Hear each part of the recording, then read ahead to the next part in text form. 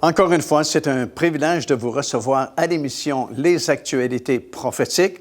Et encore une fois, nous voulons retourner dans le pays d'Israël, le pays de la Bible. Et cette fois-ci, nous allons revenir à Akko, là où nous avons débuté cette 4e saison. Akko est un endroit situé le long de la mer Méditerranée, vers le nord du pays d'Israël.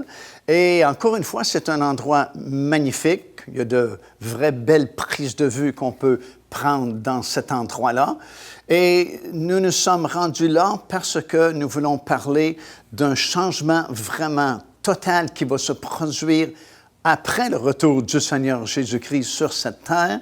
Comme on a mentionné précédemment dans d'autres émissions, dès l'instant où le Seigneur Jésus-Christ sera revenu et qu'il aura posé ses pieds sur le sommet de la montagne des Oliviers qui est en face de la vieille ville de Jérusalem, il y aura de grands changements, de grands bouleversements qui se produiront sur cette terre parce que bien sûr, ça fera suite le retour du Seigneur à ces 7 années de tribulation, alors que de sévères jugements de Dieu seront tombés sur cette planète. Et dès l'instant, évidemment, aussi, lorsqu'il reviendra et que son pied se posera sur le sommet de cette montagne, il y aura ce grand tremblement de terre qui arrivera, qui se produira, tellement grand que la Bible affirme qu'il n'y en aura jamais eu un aussi grand dans toute l'histoire de l'humanité. Alors, bien sûr, il y aura un grand nettoyage qui sera nécessaire. Les îles vont s'enfuir, les montagnes vont changer de place et la topographie de la planète sera entièrement changée de toute façon. Comme on a mentionné précédemment dans d'autres émissions, le prophète Daniel avait prédit une période de prolongation de 75 jours entre le moment où le Seigneur Jésus-Christ sera revenu sur cette terre et le moment où le règne de 1000 ans débutera, période dans laquelle plusieurs événements prophétiques devront se produire, tels que mentionnés dans les Écritures, dans la parole du Seigneur. Et après ces 75 jours de prolongation, ce sera l'ouverture officielle du règne de 1000 ans qui va coïncider avec la dernière fête du calendrier de Dieu, la fête des tabernacles. On sait qu'en Israël, il y a ces 3 grandes fêtes-là qui ont été établies par Dieu depuis le tout début, la fête de la Pâque, la fête de la Pentecôte et à l'automne, la fête des tabernacles. Et ces 3 grandes fêtes se subdivisent pour former 7 fêtes. Et le Seigneur Jésus-Christ devait, par ses différents ministères, être l'accomplissement de chacune de ces 7 fêtes-là. Et la dernière et la plus grande fête, c'est celle des tabernacles, et elle sera accomplie par le Seigneur Jésus-Christ au moment où il y aura cette grande cérémonie d'ouverture du règne de 1000 ans. Alors que les récompenses auront été données aux enfants de Dieu, leur position sera confirmée, leur autorité aura été déléguée. Et à l'occasion de cette grande fête où on se réjouit toujours à la fête des tabernacles, nous recevrons les instructions pour ce règne qui va débuter, qui va durer pendant 1000 années.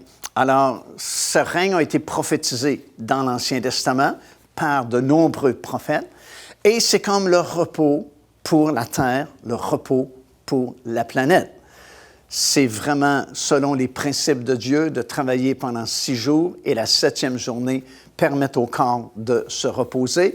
Bien, de la même façon, il y a un sabbat ou un repos qui a été préparé pour la planète et ce règne de 1000 ans représente le sabbat pour la terre où la nature va retrouver sa beauté originelle. Présentement, la Bible affirme que la nature soupire en elle-même et elle attend la révélation des fils de Dieu. Et dès l'instant où les enfants de Dieu seront révélés au monde entier et à l'univers, la nature va retrouver sa beauté originale telle que Dieu l'avait créée au tout début. Alors, on retourne à Akko, dans le nord d'Israël.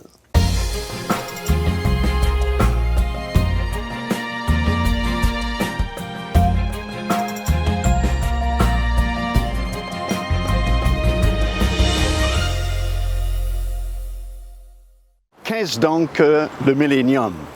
Bien, premièrement, c'est le repos. Le repos pour la planète Terre et le repos pour le peuple de Dieu. Dans l'Épître aux Hébreux, dans le 4e chapitre et au 9e verset, il est écrit « Il y a donc un repos de sabbat réservé pour le peuple de Dieu. » Alors, après tellement de souffrances, tellement de grandes épreuves pendant si longtemps, bien heureusement, un jour, il y a un sabbat qui a été préparé, qui a été réservé pour le peuple de Dieu, et un sabbat qui a été réservé pour la terre elle-même, parce que la terre a été soumise à la vanité à cause de la chute de nos premiers parents, à cause du péché qui est entré dans ce monde. Paul va nous dire dans Romains, le 8e chapitre et au verset 19, « Aussi la création attend-elle avec un ardent désir la révélation des fils de Dieu. » Les fils de Dieu ne seront pas révélés avant le règne de 1000 ans. C'est-à-dire qu'au cours des siècles, au cours des générations, particulièrement depuis le temps où le Seigneur Jésus-Christ est venu dans ce monde pour souffrir, donner sa vie pour nous sur la croix de Golgotha, puis ressusciter d'entre les morts et fonder son Église, bien, les fils de Dieu ne sont pas vraiment reconnus sur cette terre. Souvent, les gens vont se moquer de ces personnes ou vont rire de ces personnes, mais un jour, les fils de Dieu seront révélés sur cette planète. Et à ce moment-là, la création va retrouver sa beauté telle qu'elle était au tout début quand Dieu l'a créée. Au verset 20, Paul continue, il dit « Car la création a été soumise à la vanité, non de son gré, mais à cause de celui qui l'y a soumise, avec l'espérance qu'elle aussi sera affranchie de la servitude de la corruption pour avoir part à la liberté de la gloire des enfants de Dieu. » Alors, les enfants de Dieu seront révélés à ce moment-là, durant le millénium. La gloire de Dieu sera manifestée. La présence de Dieu sera ici, sur cette terre, et la création ne sera plus soumise à la vanité. Il continue toujours au verset 22 en disant « Or, nous savons que jusqu'à ce jour, la création tout entière souffre et elle est soumise aux douleurs de l'enfantement. » Alors, Dieu n'a pas créé un monde tel que nous le voyons aujourd'hui. Lorsque Dieu a créé le monde au tout début, c'était vraiment un paradis terrestre. Le péché n'existait pas, la maladie n'existait pas, il n'y avait pas de douleur, il n'y avait pas de souffrance. C'était vraiment un paradis. D'ailleurs, lorsque Dieu a placé le premier homme et la première femme dans ce jardin en Éden, nous comprenons que le mot Éden veut dire paradis, lieu de délices. Alors, cette terre, c'était vraiment un lieu de délices, comme un paradis, comme on dit souvent cette expression, un paradis terrestre. C'était vraiment de cette façon que Dieu a créé le monde. Et tant et aussi longtemps que le péché n'est pas entré dans ce monde, bien, c'était idéal, c'était vraiment le paradis. L'être humain même pouvait communiquer avec Dieu, parce que nous comprenons, selon le livre de la Genèse, qu'à tous les soirs ou le matin, Dieu venait dans le jardin d'Éden et puis il y avait une communion avec nos premiers parents. Mais lorsque le péché est entré dans ce monde, bien, les conséquences du péché ont commencé à être manifestées. Le péché a engendré beaucoup de mal, beaucoup de souffrance, la maladie, la pollution sur cette planète. Et pendant de longues années, ça a été très compliqué, ça a été très difficile à vivre sur cette terre. Mais heureusement, il y a une espérance, comme nous avons eu ici dans l'Épître de Paul aux Romains, prochainement, très prochainement maintenant. Ils vont avoir ce retour du Seigneur Jésus-Christ sur cette planète. Ses pieds se poseront sur le sommet de la montagne des Oliviers en face de Jérusalem. Et lorsque le Seigneur reviendra, alors nous entrons dans un temps nouveau, dans une époque nouvelle. À nouveau, cette terre va redevenir ce qu'elle était au tout début, un paradis terrestre. Et ce sera enfin un repos, non seulement pour la terre elle-même, qui a vécu beaucoup de drames et de souffrances, mais aussi et surtout pour les enfants de Dieu, pour les rachetés de l'Éternel, qui enfin verront Dieu face à face, contempleront sa gloire et vivront avec l'Éternel pour toujours. Devenez partenaire avec ce ministère par votre soutien financier et aidez-nous à planter le flambeau de l'Évangile à travers le monde entier. vous recevrez un enseignement audio à tous les mois de la part de l'évangéliste Mario Massicotte, ainsi que notre bulletin de nouvelles prophétiques incluant des enseignements bibliques, des nouvelles du ministère et des commentaires sur les actualités prophétiques. Débutez dès aujourd'hui en visitant notre site web www.paindevie.org ou par courriel à info@paindevie.org ou en nous écrivant à Pain de Vie, casier postal 426 800, Square Victoria, Montréal, Québec, H4Z 1J7.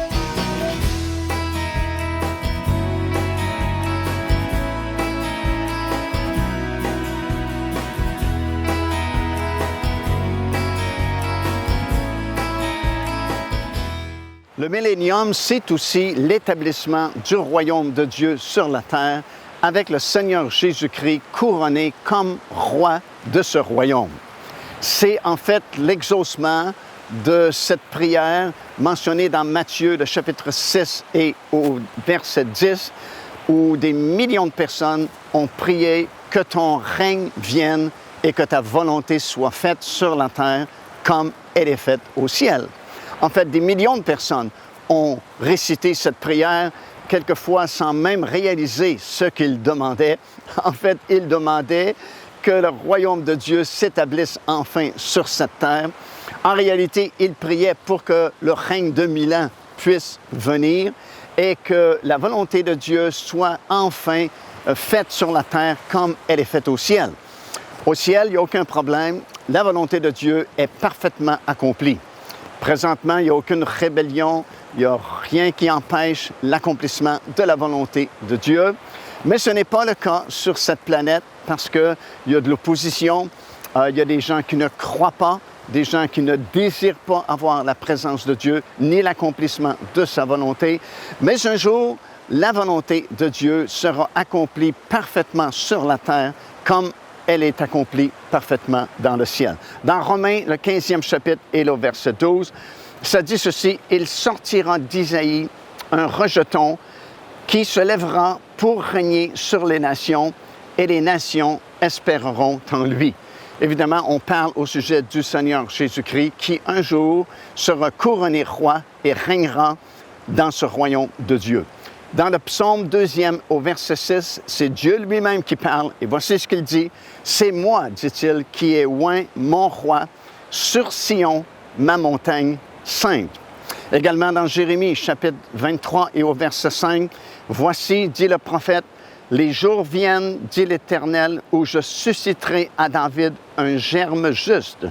Il régnera en roi et il prospérera. » Dans le livre du prophète Zacharie, chapitre 14 et le verset 9, « L'Éternel sera roi de toute la terre en ce temps-là.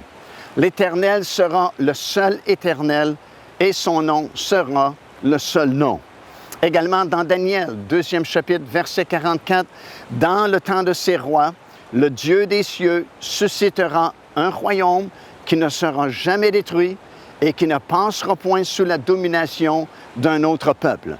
Il brisera et anéantira tous ces royaumes-là et lui-même subsistera éternellement. » Daniel a interprété le songe du roi Nabuchodonosor, qui à l'époque était le roi de Babylone. Et vous vous souvenez sans doute de ce songe que le roi avait fait. Il avait vu cette grande statue. Et seul Daniel a été capable de lui rappeler le songe qu'il avait fait et de lui en donner l'interprétation. Il lui avait dit que la tête d'or, c'était lui, ça représentait le royaume de Babylone à l'époque, serait suivi d'un autre royaume qui viendrait et le renverserait vraiment, le royaume des Perses et des Mèdes. Puis ce serait suivi d'un troisième empire, celui de la Grèce, et finalement un quatrième, l'Empire romain. L'Empire romain devait se diviser, symbolisé par les deux jambes de la statue. Puis dans les derniers jours, ce quatrième empire, l'Empire romain, devait refaire surface, mais sous une forme différente, sous la forme de 10 nations puissantes qui signerait des alliances humaines entre elles, comme dit Daniel dans son livre, pour former un dernier empire mondial duquel va sortir l'Antéchrist qui régnera très peu de temps sur cette terre, en fait les dernières 3 années et demie des 7 années de tribulation.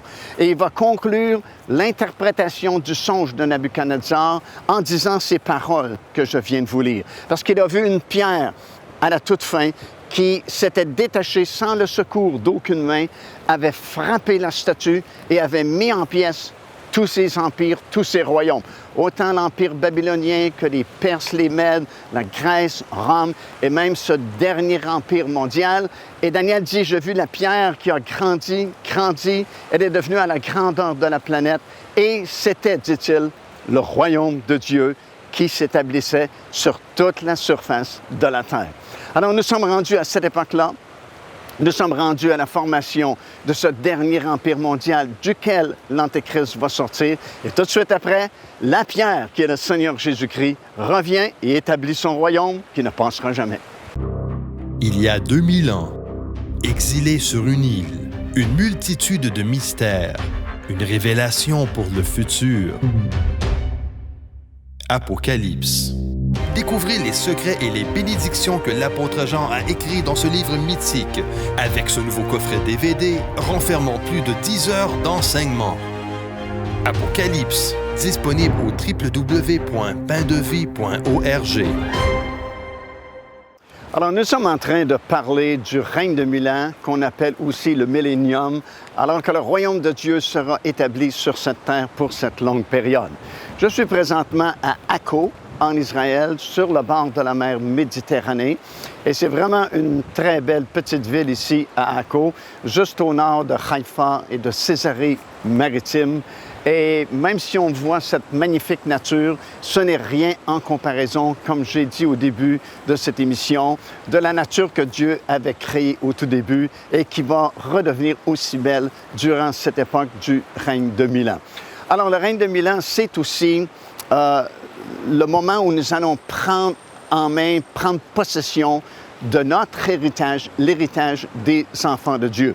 Nous allons entrer dans les promesses merveilleuses qui nous ont été faites, étant dans notre corps glorieux, et il n'y aura pas de changement pour l'éternité. Regardez ce qui est écrit ici dans 1 Pierre, 1er chapitre.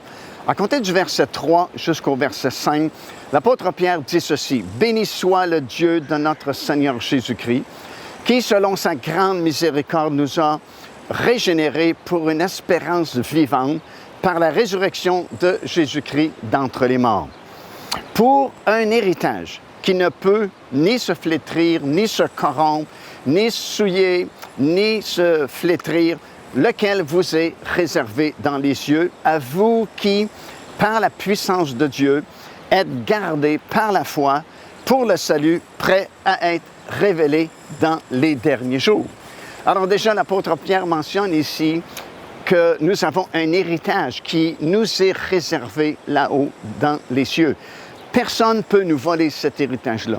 Personne ne peut usurper notre droit à cet héritage-là. Il est réservé à notre nom. Dès l'instant où nous acceptons le Seigneur Jésus-Christ comme notre Seigneur et Sauveur personnel, notre nom est ajouté dans ce livre de vie et nous sommes destinés à posséder un jour le plein héritage qui nous a été promis. Déjà, nous sommes bénis par le fait que nous sommes sauvés, pardonnés, baptisés du Saint-Esprit, mais c'est un héritage encore plus grand qui nous est réservé. L'apôtre Paul va même dire que même les souffrances, les épreuves, les tentations auxquelles nous faisons face maintenant produisent pour nous un poids de gloire qui est absolument incomparable avec ce que nous traversons. Regardez également ce que Paul va dire aux Éphésiens dans son épître. Dans le 1er chapitre, à compter du verset 16, il dit « Je prie pour vous, Éphésiens, afin que le Dieu de notre Seigneur Jésus-Christ, le Père de gloire, vous donne un esprit de sagesse et de révélation dans sa connaissance, et qu'il illumine les yeux de votre cœur pour que vous sachiez justement quelle est l'espérance qui s'attache à son appel et quelle est la richesse de la gloire de son héritage qu'il réserve aux saints. » Alors, il y a vraiment un héritage très fort qui nous est réservé.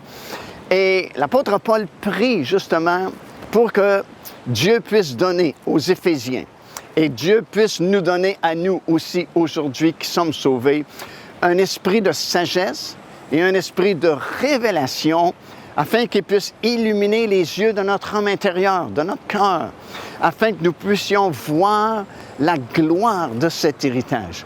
Et dès l'instant où le Seigneur commence à nous révéler cette gloire, cette richesse, cet héritage puissant qu'il a en réserve pour nous, c'est un moyen d'encouragement extraordinaire à persévérer, à rester fidèle, à servir le Seigneur Jésus-Christ jusqu'à ce moment-là où nous le verrons face à face et nous recevrons notre héritage. Écoutez ce que Daniel, le prophète, a dit. C'est dans le chapitre 7 et au verset 27. Il dit « Le règne, la domination et la grandeur de tous les royaumes qui sont sous les cieux seront donnés au peuple des saints du Très-Haut. » Alors imaginez-vous, tous les royaumes de cette terre, un jour, vous seront donnés, parce que ça fait partie de notre héritage qui est réservé là-haut, dans les cieux, pour chaque enfant de Dieu.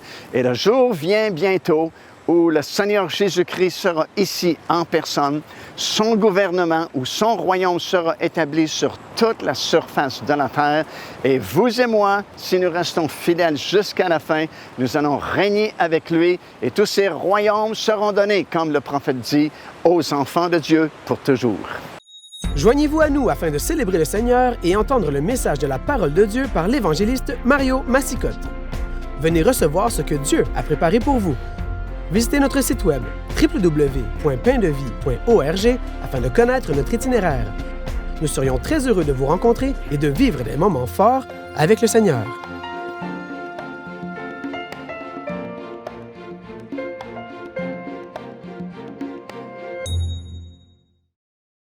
Nous sommes toujours en train de parler au sujet du règne de 1000 ans que nous appelons aussi le millénium.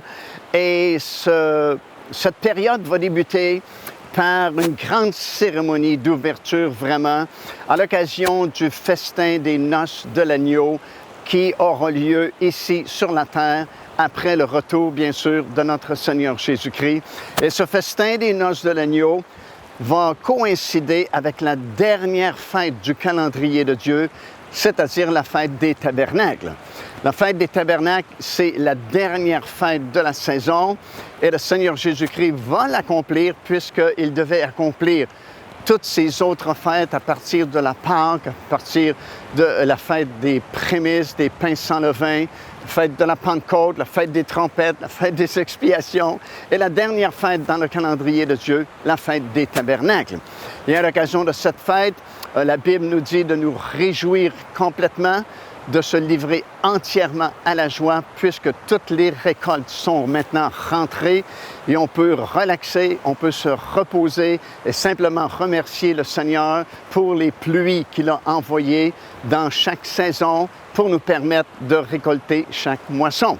Alors à cette occasion-là, le festin des noces de l'agneau qui coïncidera avec la célébration de la fête des tabernacles, c'est l'ouverture de ce règne de 1000 ans et nous apprenons par plusieurs versets de la parole de Dieu que nous allons régner avec le Seigneur Jésus-Christ sur cette terre. Non seulement sera-t-il le roi et que son royaume sera établi sur la terre, mais chaque enfant de Dieu qui est resté fidèle au Seigneur Jésus-Christ pourra co-régner avec lui durant cette longue période.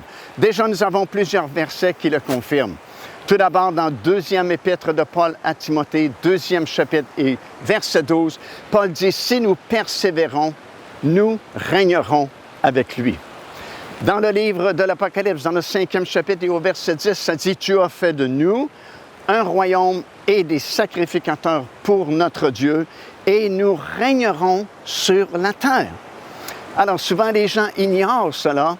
On parle quelquefois du ciel, on a le désir d'aller au ciel, mais même là, la plupart des chrétiens ne savent pas où se trouve le ciel, ne savent pas qu'est-ce qu'il y a au ciel. Il y a beaucoup d'ignorance concernant le futur et le règne à venir.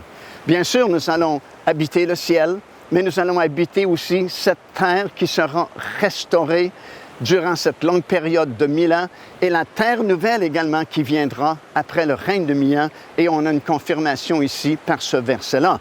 Dans Apocalypse chapitre 22 et le verset 5, ça dit « Ils régneront au siècle des siècles ». Alors nous sommes appelés à régner sur la terre avec le Seigneur Jésus-Christ dans le royaume de Dieu qui sera établi à ce moment-là. Et ça, c'est une grande motivation pour ceux qui ont suivi le Seigneur, même dans l'Ancien Testament, comme dans le Nouveau Testament.